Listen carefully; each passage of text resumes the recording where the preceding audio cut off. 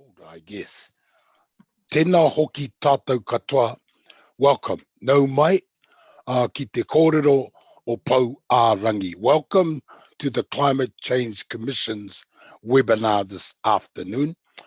There's a climbing number as people land from around the countryside and from metro and rural locations. The number at the moment is 71. To begin our time together, before I take you through the structure of the afternoon, I wanted to raise a small incantation karakia, invoking the qualities that the Climate Change Commission and these webinars seek to accomplish. It goes like this. Paua ki runga, paua ki raro, ruia tuia ko kiritia, kia mau, kia u, kia ora, he pikinga ake, he tū tai ao, he Pou a Rangi, he Pou, he hora, ia papa, hui e, tai ki e. Welcome to Ngā Koutou. My name is Trevor Moike. I work alongside the Climate Change Commissioners and team in bringing today's webinar. I'm actually probably in charge, so I need to just outline how we're going to proceed. There are two major topics that we wanted to cover in the hour or so when we're together. But given that these are digital meetings, there's a couple of technically whizzy things that people could do. And one of them is there is a live chat room.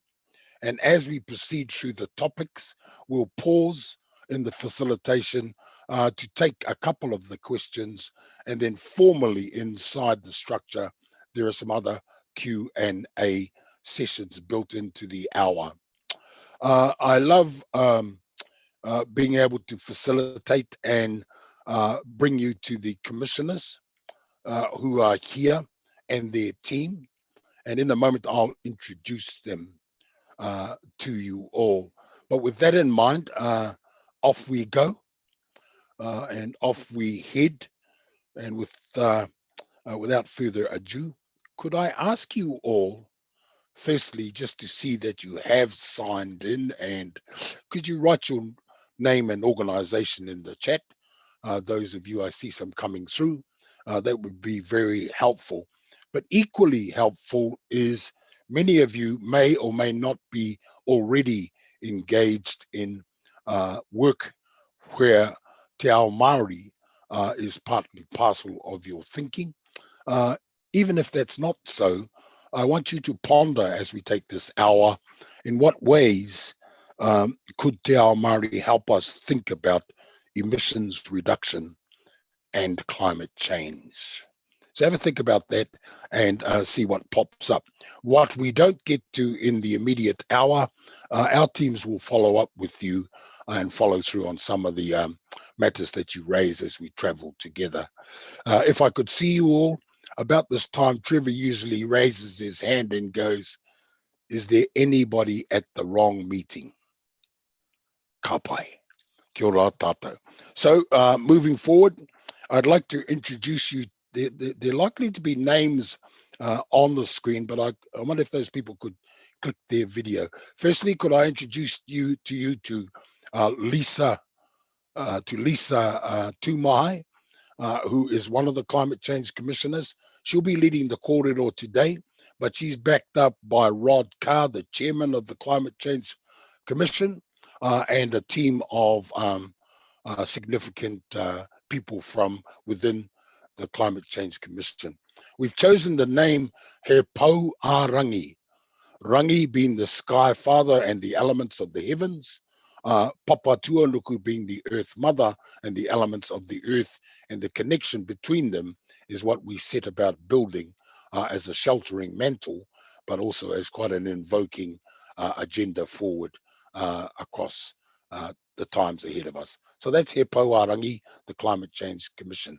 I wondered now if I could, I can't see Joe or Tia, but Joe is the chief executive of the Climate Change Commission, and Tia is part of the team leading this Te Ao Māori work and this emissions perspective work. Oh, this year's people might be able to see her. She's just appeared on the screen.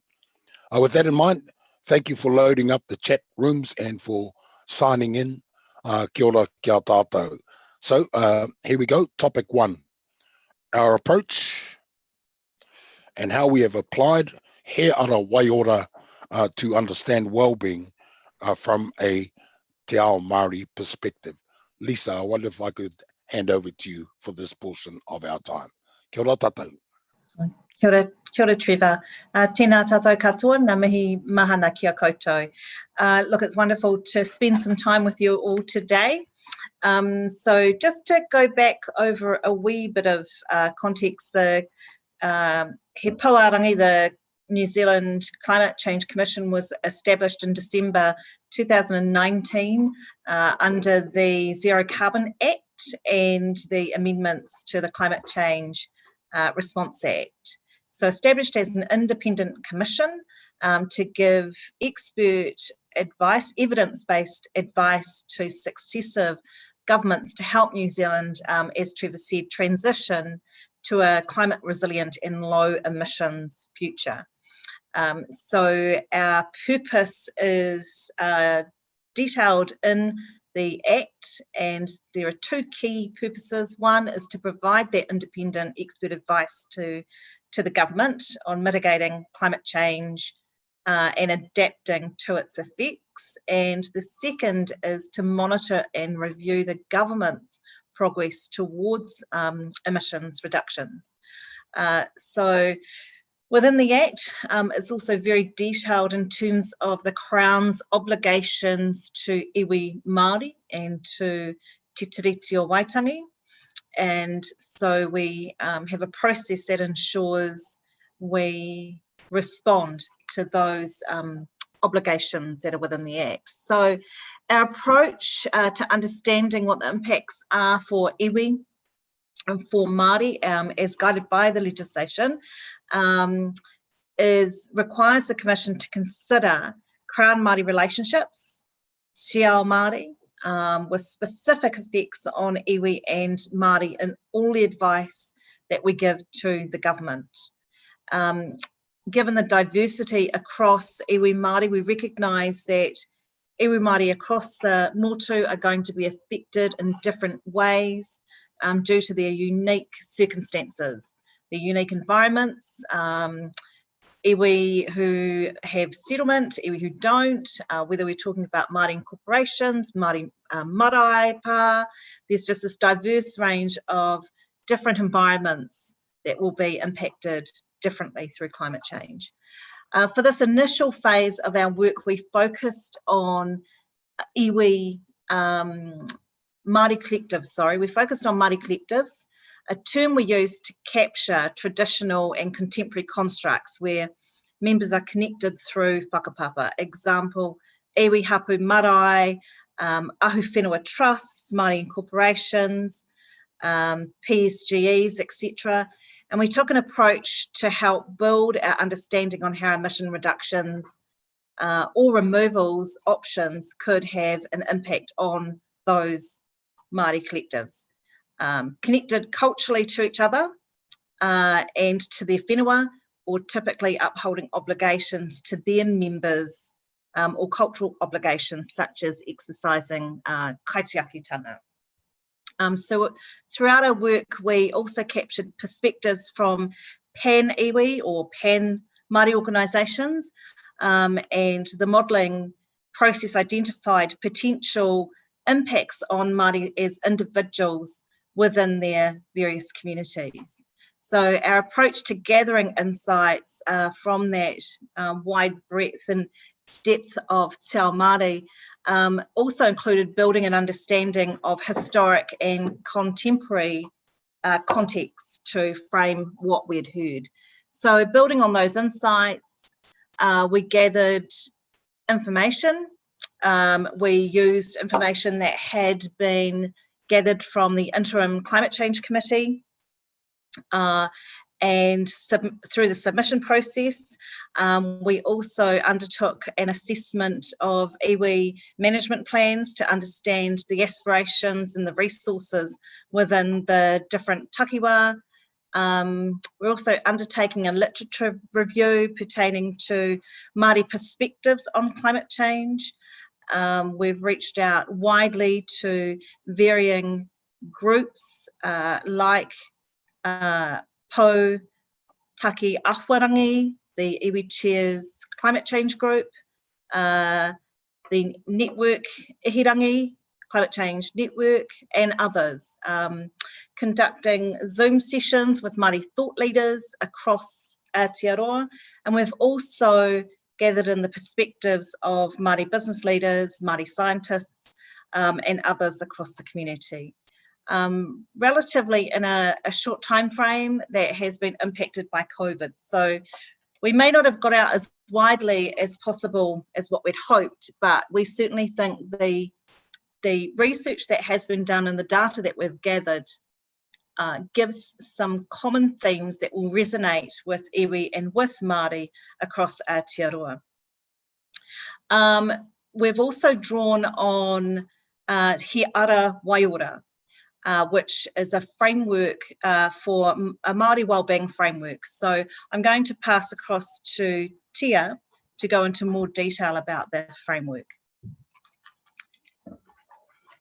I wonder, Tia, if I just could hold for 2 seconds and just to advise the conference that at the bottom of the screen, aside from the chat room, is an actual Q&A room where questions can be logged separate of the logins that we've enjoyed so far.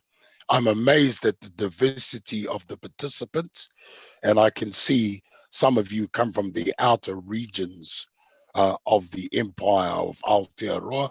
It's good to have you along. So there's a Q&A portion, and if you could load our questions up in there, many thanks. Tia, kia ora. Kia ora, Trevor. Thank you, Trevor. So we drew on the He Ara Waiora Framework, which is a framework in development, but it was designed by Māori thought leaders and in collaboration with the Treasury. And the intention behind it was to try and capture or understand a Māori perspective on wellbeing to try and improve outcomes for Māori. So the purpose for applying this framework was one, so we made sure that the information we were capturing and understanding, we were also contextualising it in a Māori way of thinking. We also wanted to apply this framework because it's intended to help guide public policy. So it was a nice alignment with our mahi. The reason this framework was well fitted is because it draws on mātauranga Māori, and it sort of follows whakapapa, which says that wellbeing starts with wairua and then expands out to the taiao, then to the ira tangata. So within this framework, they captured like ends and means. So the domains were the ends or objectives to achieve wellbeing, and the means were ways that you could, how you would go about getting wellbeing. So in this framework, within the ira tangata, they've also identified dimensions of wellbeing. So this you see here, identity and belonging, individual and community rights and responsibilities, aspiration and capability, and sustainable prosperity.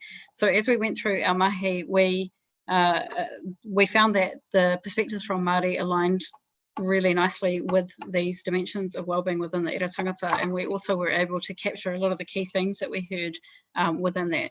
The other aspects that were really critical that came through a lot in our mahi was around the use of tikanga, because tikanga provides guidance on how, what good looks like. So the tikanga from the framework in He Ara Waiora includes manaakitanga, kotahitanga, tikanga, and whanaungatanga. So we've drawn on the framework to use the interpretations of manaakitanga being to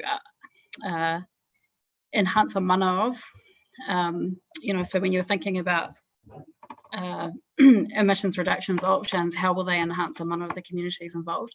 about kotahitanga. How do we ensure that we're working together collaboratively and collectively? Tikanga, how do we make sure that we are talking to the right people and following the appropriate processes to ensure that we're looking after communities and individuals as we make the transition? And whanaungatanga, which is just really remembering the connectivity between all things, and particularly our whānau connections. So this is just a really high level overview of the framework, but we're happy to send some links out to anyone if you'd like more information around it. The way that we applied it in the next slide is we, on the left-hand side, you'll see the framework that the Commission uses, and the purpose of this framework was really to capture our obligations under legislation. But in here, we've identified the lens that we're looking through, the aspects of the systems that the legislation asks us to give consideration to, and then the dimensions of people, place, and time. But within there, we've also drawn on the tikanga set out in He Ara Waiora, and use these things together as we've worked through our analysis. So throughout the work, you'll see how we've applied this in our thinking and how we've captured these ideas. Kia ora, Trevor. I think we can probably see if there's any questions. That's very good. I think one of the key things coming through is these frameworks are guidelines. The Climate Change Commission is adapting and adopting some of this in their approach, and these are early stages. Nonetheless, they are anchored in Te Ao Māori. So some questions here. Here's one, the very first one. Thank you, Alison Newell. The question reads, have you looked at what our Pacific Island neighbours are doing? They are already experiencing impacts of climate change, including research on identity and belonging, relocation of Indigenous communities. In some ways, our remote Te Tai Tokerau communities have more in common with communities in Fiji, for example, a point of view. Could I have a comment? So, yeah, I think that's a really good point. And initially, we, in a lot of the Zoom sessions and the interviews and discussions we had, these comments came up often. Our main focus for this phase of the work was to look at Māori communities and how they would be impacted, but it didn't go unnoticed that there were a lot of similarities with what our whanaunga and across the Pacific are experiencing also. But the main focus initially for this phase of our mahi was around what sort of emissions reductions options would we be looking at, and how could they impact on iwi Māori communities. Thank you. Very good. Second question in this series, or just in this part of our meeting. I can't see the treaty anywhere within this framework, asks Lani Kireopa at 12:18 p.m. Thank you, Lani. Kia ora, Lani. Thanks for that. So, our broader approach. So when you see the Commission's framework, which I'm not sure, maybe hope you can show that. In the Commission's framework, we look at the treaty, in particular the principles of partnership, participation and protection. Throughout our analysis, we have applied what we've heard and some analysis around different options, specifically aligned with those categories. So the frameworks themselves are just a really high level guideline, and you can see the structure of them there.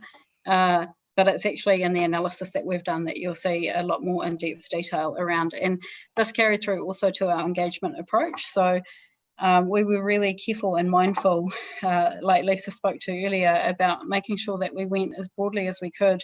So acknowledging that Te Ao Māori is way too vast, we can't capture everything and everyone in this first phase of work, but we really tried to sort of slice the pie and capture perspectives from a range of different types of entities. And I think the other thing to point out too is that often we have questions around, what about co-design with Māori and collaborating around design. But it's probably helpful just to reiterate that the work of the Commission is, setting advice and recommendations and direction for policy. Whereas when you get further into the implementation space, which government agencies will pick up, that's where we would like to recommend that He Ara Waiora could be a way to help think about acknowledging the treaty principles and the mahi that gets undertaken to implement some of these changes. Well, thank you, and thank you for the questions. I do just want to, at this juncture, ask if there's anything else that you'd want to add, Lisa, or we can move through to the next space. Oh, kia ora. Just to give an example of how we'd apply He Ara Waiora and ensure we're bringing the treaty into that. So if we look at mana whānake, sustainable prosperity for whānau, for iwi. So through our lens, the treaty partnership where iwi Māori are able to participate in investments and infrastructure that strengthen Māori communities and support iwi Māori. So sustainable prosperity includes jobs in low emissions industries, promote economic resilience within whānau, the kāinga and the broader community with intergenerational prosperity. So that's just one example of the framework and what we'd interpret within the framework that responds to a true treaty partnership. Thank you. There's another question that drills down into the Ara Waiora proposal and framework. Quite detailed, but it's from, forgive this pronunciation, Hermione McCullum here. Tēnā koe. What might a practical way be to measure and describe the costs and benefits of, for example, mana āheinga, the mana related to aspiration and capability? Yeah, so thanks for the question. And I think this is where it's really important, partly to point out that He Ara Waiora is a developing framework, and the strength and ability for it to measure and capture the different aspects is still very much in development. However, we have been working through a process to think about how the Commission can, in its monitoring function that we will pick up, that we can start demonstrating the way that this can, and working with agencies to demonstrate how this can be measured effectively. Can I just add to it? What you'd hope is that when recommendations are picked up on, if you're looking at things like education and what is the education of the future, as we head into not only to build climate resilient communities, but also pandemic resilient communities. Some of our whole systems are going to have to think about our advice and what those education options and opportunities should be like for whānau in the future, to ensure that they have sustainable jobs, that they're being trained within our education system to where that's actually also fit for purpose for what the future employment environment is like for our people. So they kind of might be a bit wishy-washy, but one would hope that agencies across the board spectrum are looking at the advice and thinking about what they need to change to ensure we build those resilient, climate resilient communities. Thank you, Lisa. I can say this just as a comment that a number of people have confirmed for me they are indeed at the right meeting, which is good. And that secondly, the kind of questions and the kinds of participation is almost like a metaphor for how we create some of these next steps around these frameworks about interconnected networks across the challenge for climate and emission change. And I think that's what's the reason some of these frameworks are a work in progress. Many thanks. My clock says now 12:26. I apologize, I'm 1 minute late for starting topic 2. And that topic is key themes that we heard throughout the engagement with iwi Māori. Once again, I turn to Lisa to lead our conversation, Tia, and then perhaps others who'd on the team who would like to contribute. Many thanks, kia ora.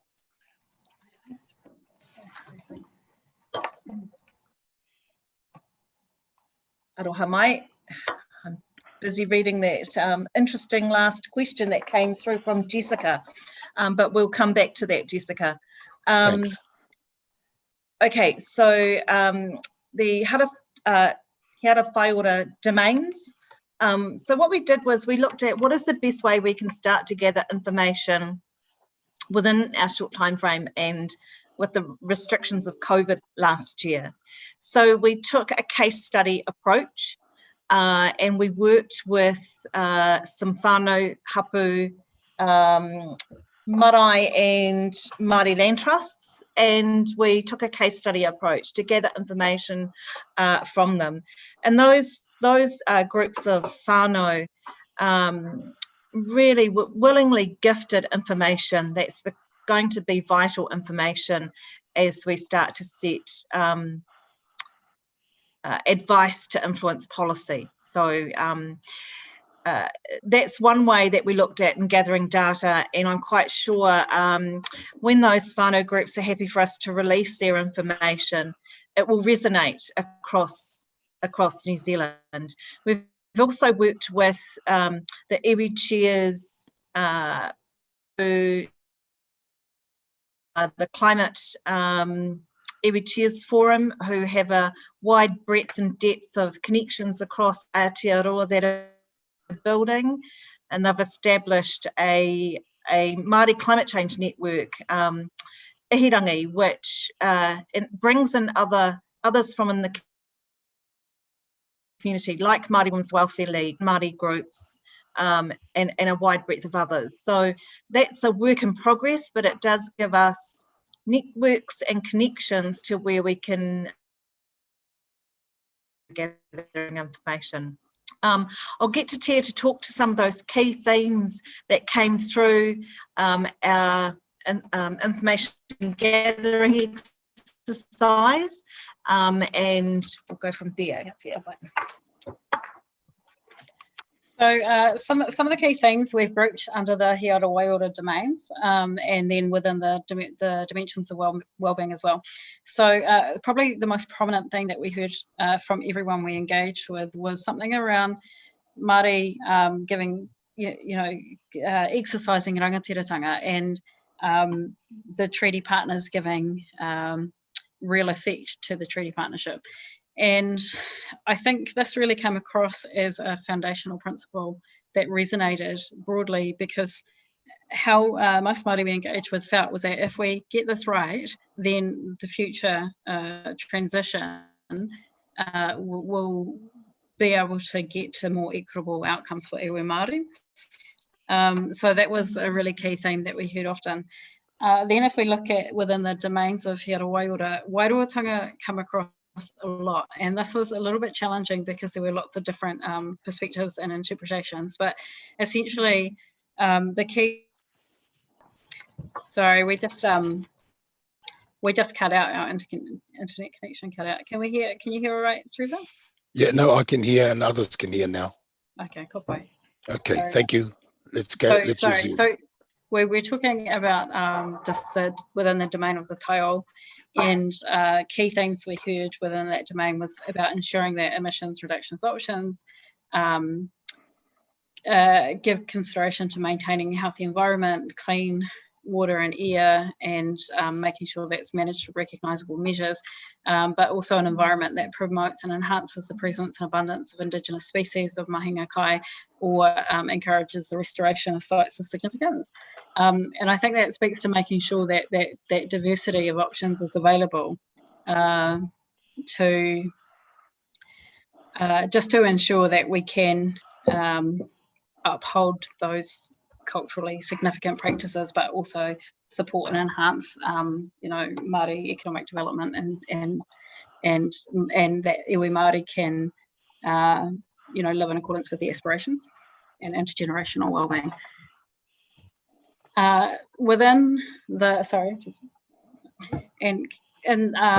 domains of the ira tangata, we looked at identity and belonging. So in there, we heard a lot about making sure that options encourage cultural or strengthen cultural identity and social connectedness within iwi Māori communities, that options build confident and resilient communities who are living in accordance with their aspirations, and that options promote full participation for Māori, particularly,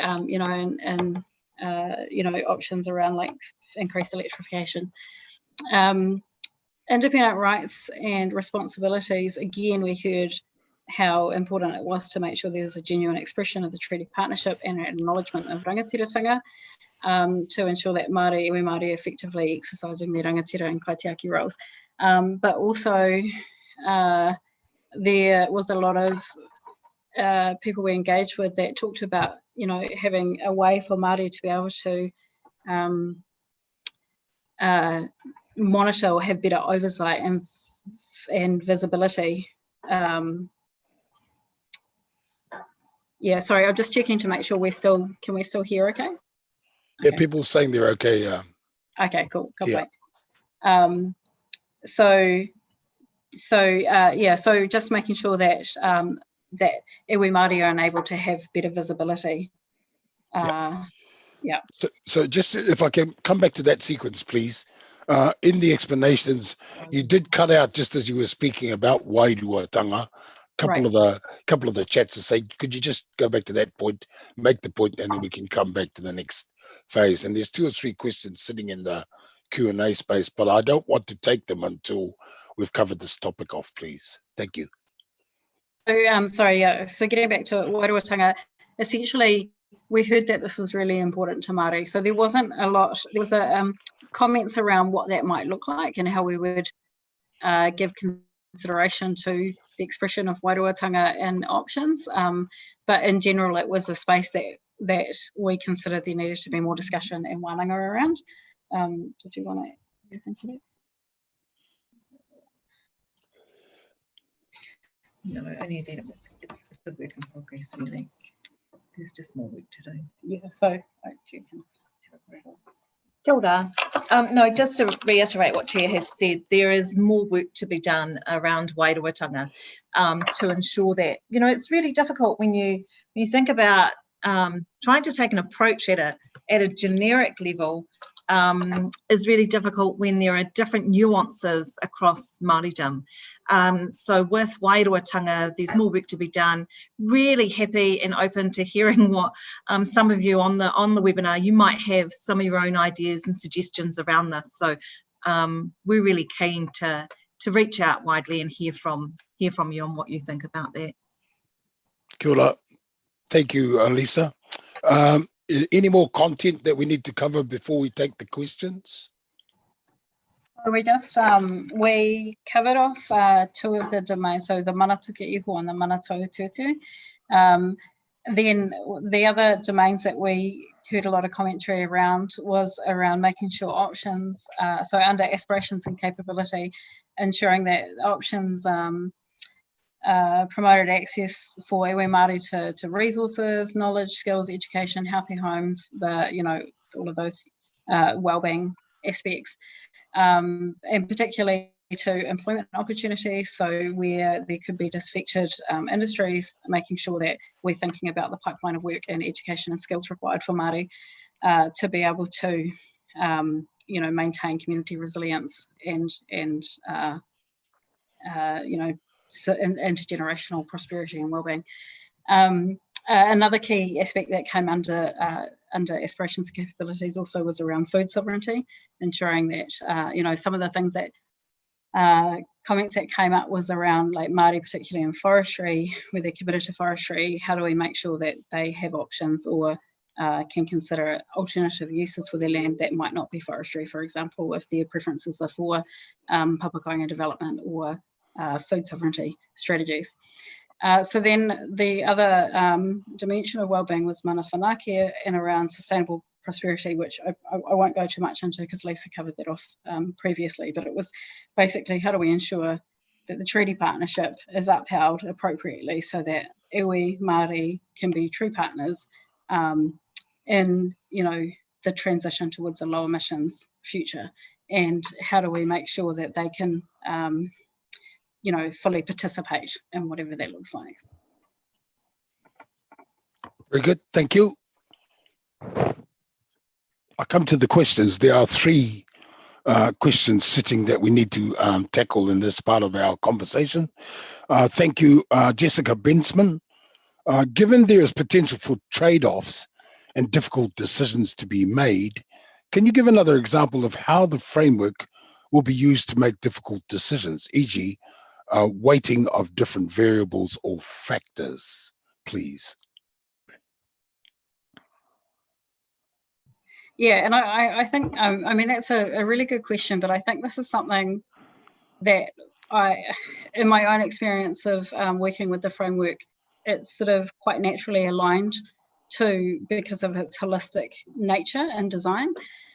So one thing we heard a lot through engagement was how there's this real trend in systems thinking, and particularly in the policy space around systems thinking. And a lot of Māori we talked to said, oh, that's just whakapapa. And so within the framework, there's two dimensions. So there's three dimensions. One is in your trade-off analysis, are you considering the connectivity between all of the domains? Wairoa, the taiao and the ira tangata. And then within the ira tangata, are you considering the dimensions of well-being and how they will trade off against each other? But then when you're doing that, are you giving consideration to your means to how you get to well-being, which is through tikanga? So when you're making, when you're doing your trade-off analysis, are you also thinking about, when we're thinking about sustainable prosperity in the communities, what are we taking a tikanga approach? It means we're talking to the right people. Are we making sure we're enhancing the mana of the people involved? So because you've got this multi-dimensional or systems thinking type of approach to addressing or analysing the issue and doing your trade-off analysis, it's going to lead you to a more multifaceted or multi-dimensional consideration in your solutions development process as well. So this is, there's smaller examples out there. And we saw this a lot when we talked to Māori, particularly some of the Ahu Whenua Trust, who don't always drive for a bottom line, for a financial bottom line or economic bottom line in some of their decision making, because they might prioritise what that means for Papatūānuku. But overall, they're happier with the outcomes because their longer term focus is really important to them. So I think it's not just about trade-off analysis, but it's also about what's driving you, what's motivating you, and what does good look like. Very good, thank you. The next question is the tuahine Donna Huata, tēnā koe.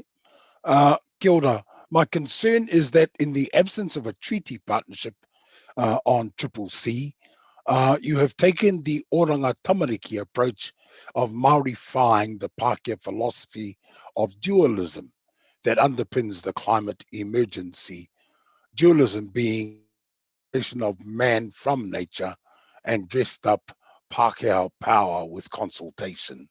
Perhaps there's some comments rather than a long answer to some of that. Insights, please. Kia ora.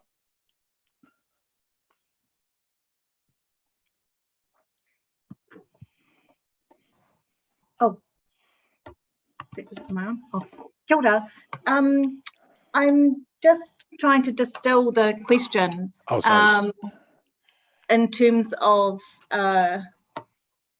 in the absence of a treaty partnership on the CCC. So I'm not sure. I'm assuming potentially you might be saying the CCC commissioning agency, the commissioners are not reflective of a treaty partnership.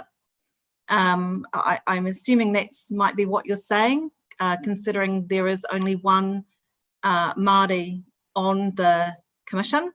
It has been raised with the minister by many groups that they sought to see a 50-50 percentage of Māori on the percentage of commissioners on the commission. Those decisions were that of the Minister for Climate Change and Cabinet. So it's a wee bit difficult for us to, I'm assuming that's what you're asking, is having a stronger partnership voice in the governance setting for the Commission. The Commission has certainly reached out. We have a team of Māori on staff who have developed strong networks across Aotearoa, reaching right into communities, iwi, hapu and whānau, to ensure that voice is in our workings to influence the advice. We don't develop the policy, so that's another different process in itself, where I'm quite sure iwi will work to ensure that they are participating in the design and policy process, but that sits with another department, not with the Climate Commission.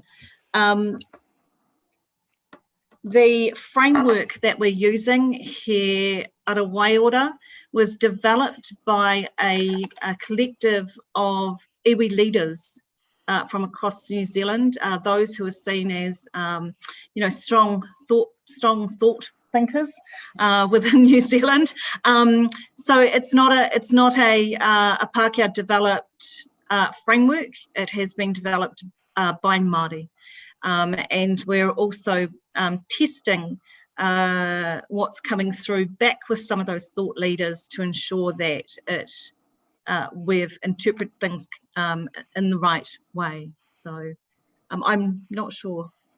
I think that's all I can offer to that question. Okay, Mori, thank you very much. Sorry, Trevor, can I just add one thing to that too? It's just a reminder that this is our initial phase of work, and we're really working to really build our connections and our relationships, and do that in the most transparent and effective way that we can as well. So hopefully we'll get better at it as we go along. Okay, kia ora tātou. Emily Calvert asks, you mentioned there were a number of different interpretations of wairuatanga.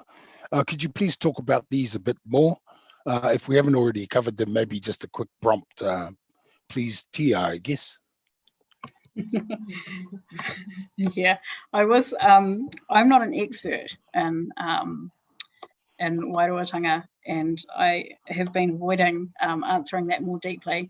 And I guess that there's a range of views, and this is something that we heard through engagement, is that there were a lot of different interpretations around it. And so we were sort of playing the safe card and saying we would prefer to give that more space and work in collaboration with the Pukenga group who lead and other thought leaders that hold the development of He Ara Waiora, to let that maybe go through some wānanga to get a better expression in the way that would be suitable for the use for this framework. Okay, so sorry to answer with a to be developed answer, but well, that's cool. Thank you, Emily, for the question. Adrian Miller asks, with aspirations, is there a need to apply donut or similar concepts? I've seen Maori donuts, that kind of inverted version that contains some of these concepts. So I'm thinking, Adrian, you mean that you've seen models where there are donuts, concentric circles, as opposed to wheelies out on the highway. So kei a koe, kei a kōrua, Tia and Lisa, please. I'm familiar with some of the donuts which are used within the health setting. So, there are a number of frameworks we could have drawn upon, and we are open to hearing from others if you think that there are other things that we can consider in terms of how we're utilising the current framework we're using. But I think if I think of the donut framework, it's that holistic way of considering the kaupapa that you're addressing. So I probably, if we look closely at both frameworks, we'd find that there's a lot of alignment. Thank you. I might just yeah, sorry, I'll just add to that that within I was privileged to be part of some of the conversations in the development of He Ara Waiora, and definitely Kate Raworth's donut economics model came up in those discussions, as did Te Whare Tapawhā and the Mori model. So, you know, they were definitely considered in the discussions that led to the development. So some of that thinking is captured in the design of that framework, though noting that this is a framework that draws on a Māori, Te Ao Māori perspective on wellbeing. Great. Time check, folks. Kia ora tātou, 11 minutes. Here we go. Next question. How does the work, this is Emily Calvert at 12:40 p.m. How does the work you've done feed into the work of Commission's other teams, e.g. land use, waste, transport, etc.? Is there somebody else apart from Lisa and Tia? Yeah, so we have Māori technical expertise on the technical reference groups that work under those different topics you just talked about, Trevor. But also there's a close working relationship and sharing of information with Tia and our Māori team here at the Commission, and they review, so their lenses across everything. The teams are integrated, they work closely together, so there is a level of influence and participation in those other topics as well. Well done, thanks. Any other commentary from inside the Commission? Many thanks. Kia ora tātou. Renata Blair. Thank you for the question at 12:44 p.m. Has there been any discussion on the government providing financial incentives for iwi protecting the environment or building sustainable assets, e.g. lower interest rates, flexible lending terms? This could be driven centrally so that the financial institutions can also provide products that provides incentives to lend capital to enhance the environment and meet their targets. That sounds like a banker. Kia ora tātou. Anybody? Oh, he is, isn't he? Yeah. Kia ora, okay. Whenonga. We're going to pass this hospital pass across to Rod Carr, Chair of the Commission. I think he's better placed to respond. Kia ora, everybody. I trust this is coming through loud and clear. First of all, I would like to express my appreciation for all of those who are contributing to this hui and for the questions that are being asked, which I have the pleasure of observing and listening to very capable responses from our team. On financing, yes, the Commission in its advice, which is draft to be written very shortly, asks and invites the government to give consideration to the barriers which may lie behind or in the way of iwi Māori being able to participate fully in the programs that will be necessary to reduce dramatically New Zealand's emissions of greenhouse gases. In the research which the team have undertaken, we have identified a number of those barriers, some of them technical, some of them legal, and those are matters which the direction of our policy advice highlights needs to be addressed to ensure an inclusive prospect for an enduring solution to a permanent reduction in New Zealand's greenhouse gas emissions. There are a number of areas in which iwi Māori have an advantage over other New Zealanders in understanding the context and enabling us to get on and stay on a pathway to achieve net zero emissions of long life gases by 2050 and beyond. And understanding and inviting rather than directing or requiring iwi Māori to participate in those opportunities is something the Commission has discussed and endorsed in our work to date. I thank you for the question and look forward to continuing consultation and development of our own understanding. Kia ora.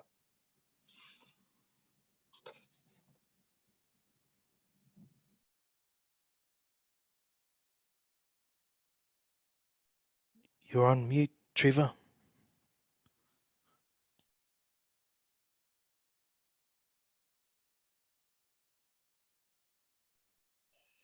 Unmuted now. I'm returning to revisiting the question around donut economy, Lisa, where the aspirations are constrained, e.g. by Papa Tuanuku. So Adrian Miller prompts that, yes, I meant the donut economics idea where aspirations are constrained, e.g. By Papa Tuanuku. Any further insight or commentary?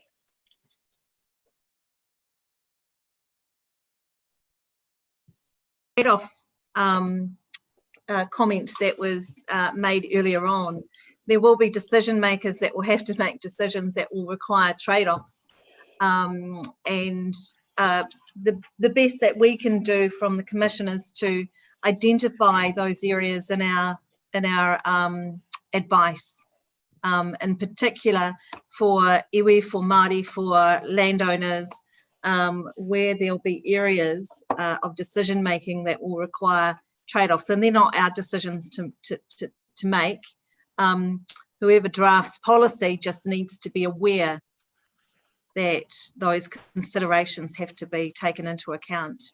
But I actually think that's probably, in terms of the economics, we'll have a look at that further to see if there's anything else that will inform our thinking from that that donut. So thank you. Okay, well done. A further question from Donna Huata.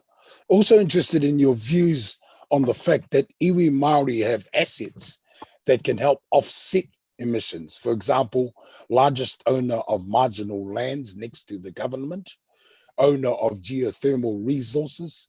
And how do you unblock the barriers to Māori contributing? Is that your question, Tia? Right. Kia ora, Yeah, Donna. many thanks.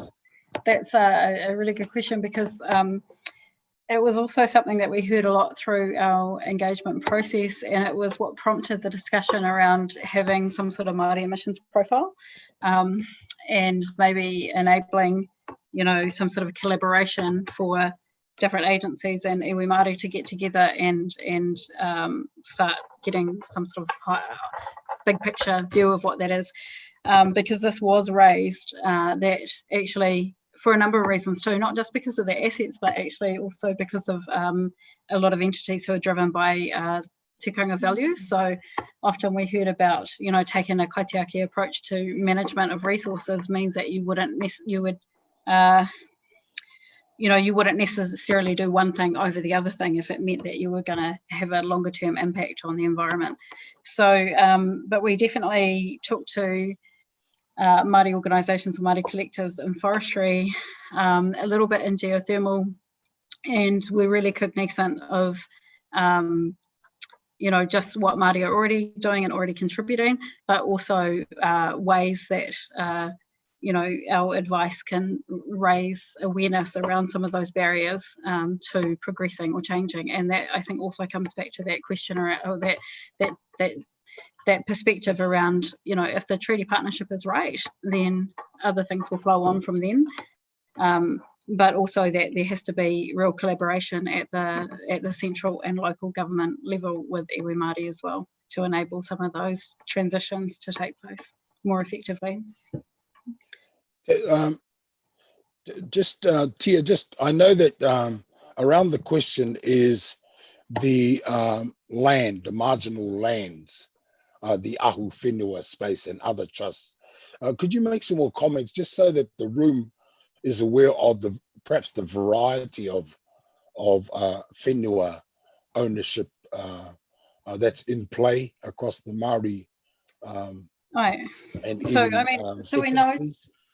Sorry, Trevor. So we know that there's about 1.4 million hectares of Māori land, and there are inherent challenges within that, as for development, for transitional use. There are inherent challenges within that. So we took to ahu whenua, or some of this land that was in forestry and geothermal, and in the main there was probably there's a large percentage of these entities that are the majority of this land is managed by entities who are actively participating and looking for solutions and options and better ways that they can manage their resources. With the more marginal stuff, there are bigger considerations around management structures within these entities, around things like whether the land is landlocked or access, questions around land use options, but what are the supporting resources and infrastructure within the region? So, in the main, there's a percentage or a proportion of this whenua that's managed, and the management are actively looking for solutions. Within the marginal stuff, there's probably a bigger range of challenges that need to be resolved in a more cross relationship type of way, cross-agency type of approach, that go beyond this kaupapa. Very good. Okay. A question here around further engagement and Te Ao Māori, which I'll take as important. What I wanted to do, though, was to take the question about aquaculture, and it says, have you looked at aquaculture as part of emission offsetting? So we now have exactly 30 seconds. And so I wondered, Charles, if you wouldn't mind, if in the last 30 seconds, there are a couple of open questions which we will move to follow up on from outside of the confines of this online meeting. Others have had to go, and the chat room is very, very alive with information and guidance for us. So with that in mind, Charles, we could come back and talk about aquaculture in a full answer offline. Donna, thank you for your comments. Jeanette, thank you for your comments. And there are a number of others in there that the team here will help us with. With that in mind, any closing remarks, Lisa? And then I'll wrap us up, please. Oh, kia ora koutou. Hey, thanks very much for your engagement today. Again, as I said earlier, really keen to hear from you all, any views that you might have on what you've heard today, or just anything else you'd like to raise with us here at the Commission. You can connect with us through our website, or you've obviously already got connection through the engagement letter that you've sent. So look forward to hearing more from you all in the future and continuing these types of engagement. So kia ora. All right. Thank you, Lisa. Kia ora tātou. Everybody who participated and managed to get some questions in. We appreciate that. We'll follow up. If I could just wrap in the way we began. Kia piki te kaha, piki te ora, piki te wairua ki runga ki a tātou. I te ao, I te pō, i ngā wā katoa. Hui e, tāiki e. All the best. And we'll see us next time. Thank you. Kia ora tātou. Kia ora.